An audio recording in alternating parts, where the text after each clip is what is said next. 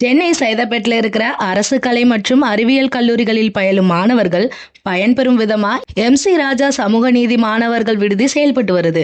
இந்த விடுதியில தமிழ்நாடு முதலமைச்சர் ஜோசப் விஜய் அவர்கள் இன்னைக்கு சர்ப்ரைஸ் விசிட் கொடுத்திருக்காரு.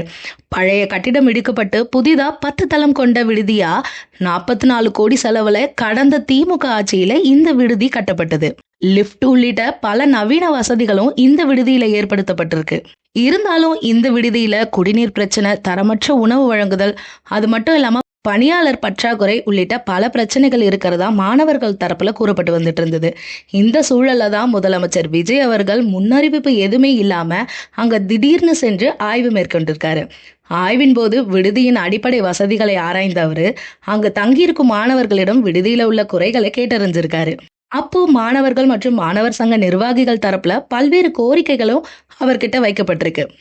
அது என்ன அப்படின்னு பார்த்தீங்கன்னா, உடற்பயிற்சி ஆசிரியரை நியமிக்கணும், நவீன உடற்பயிற்சி கூடமும் அமைக்கணும், சமூக நீதி தலைவர் MC ராஜாவின் சிலை நிறுவ வேணும், நூலக அறைகள்ல புத்தகங்கள் எல்லாம் நிரப்பணும், விடுதி பணியாளர்கள் பற்றாக்குறையை போக்கி உணவோட தரத்தை மேம்படுத்தணும் அப்படின்னு பல கோரிக்கைகளை முன் வச்சிருக்காங்க.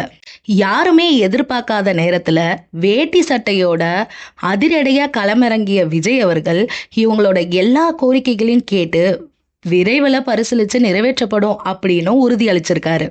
தொடர்ந்து மாணவர்கள் கூறிய புகார் குறித்து உடனடியா நடவடிக்கை எடுக்கணும் அப்படின்னு அதிகாரிகளுக்கும் உத்தரவிட்டிருக்காரு. சர்ப்ரைஸா சடனா இவர் கொடுத்த விசிட்டு அங்க இருக்க மாணவர்கள் கிட்ட பெரும் பரபரப்பை ஏற்படுத்தியிருந்தாலும், இதே மாதிரி கொஞ்ச நாளைக்கு முன்னாடி எழும்பூர் குழந்தை நல மருத்துவமனையில முதலமைச்சர் விஜய் அவர்கள் திடீர் ஆய்வு மேற்கொண்டார் அப்படிங்கறதும் இங்க குறிப்பிட வேண்டியதுங்க.